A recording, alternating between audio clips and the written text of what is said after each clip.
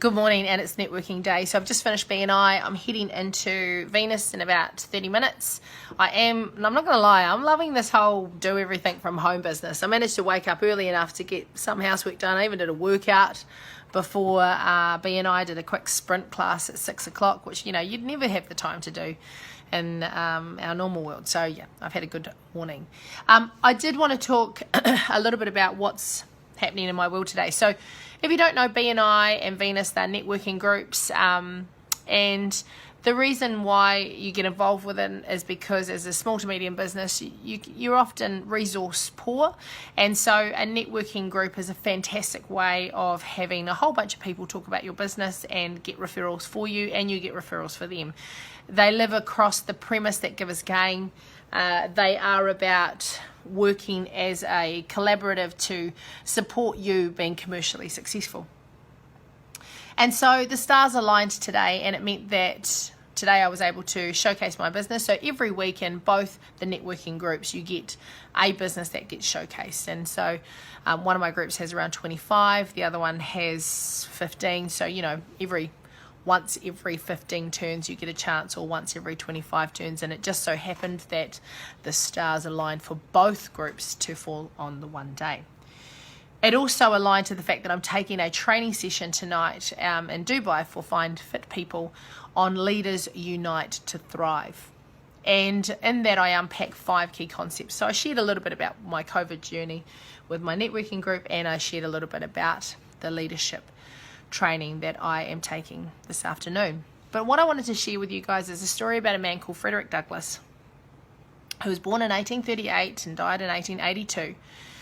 And he was an American orator. He was born into slavery. His mum was a slave. His father was white. He was sent off at 8 to go and learn how to read. By the time he was 15, he had decided that slavery was not okay. Slavery, he started to rise up against it. He eventually became the leader of the abolitionist movement in Massachusetts, and he gained a lot of notoriety for his oratory and his incisive anti-slavery writings. So this is a man called Frederick Douglass. Now, that's the information about him. What I take from that is I go, how did someone in 1838 decide that they wanted to rise up at 15 and create new societal norms? How did that even happen? What would have it taken for him to have that kind of courage?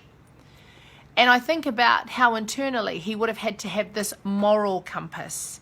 He would have had to have an intellect framework. He would have had to have an emotional intelligence. And across those 3 facets, they would have all been driven by his own internal infrastructure, because at 15, he started against slavery.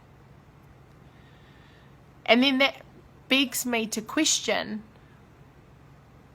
when I need courage, what do I need to draw on?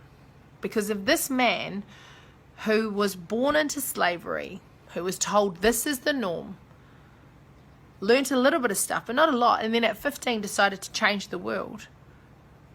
If he can get that kind of courage, what did he do?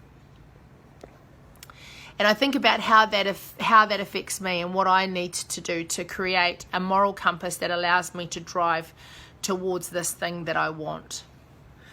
To have the intellect, or to understand where my gaps are if I need to go and get more. And then, of course, to have the emotional intelligence to be able to either mobilize myself or those around me. And I guess when I ask myself those questions, and if I find it hard to find the answers, I think to myself, my goodness, what did Frederick Douglass have to do to create courage? And how can I emulate that, or at least find resonance to be able to create that in my world? So today's lesson is really about, it's a highlight on a person, a human you may or may have heard about, and you may not have. I didn't before I started looking at great leaders who had created great change, and I came across him. And I was like, wow, 1838 he was born. 15 years later he decided to create an anti-slavery movement, an orator, a national leader, at a time when that didn't happen. what kind of courage did he need? So I wanted to share that story with you because I thought to myself, it's inspired me to be courageous. Because if he can do it, then I certainly can. With all of the stuff and the information and the world that we have at our fingertips today, being courageous is definitely something that we can do when we look to those and we seek guidance or inspiration from those who have been courageous in the past.